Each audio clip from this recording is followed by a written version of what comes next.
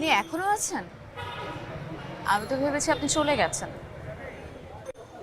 না, ওই মানে হ্যাঁ, বসেই ছিলাম কিন্তু কেমন যেন কোমর ধরে আসছিল। ভাবলাম যে নিচে এসে একটু পায়চারি করি। আচ্ছা, আপনার কি আজ কাজ শেষ? জি, আজকের মতো আমার ডিউটি শেষ। আম, চলুন হাঁটতে হাঁটতে কথা বলি। আপনি কোথায় যাবেন? আমি তো বাসায় যাব, আপনার সাথে তো কথাই হলো না। চলুন।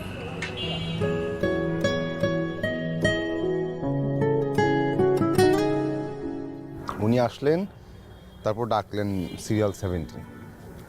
সিরিয়াল 17 তো নেই, কোথায় যেন চলে গেছে। তো তারপর ডাকলেন 18।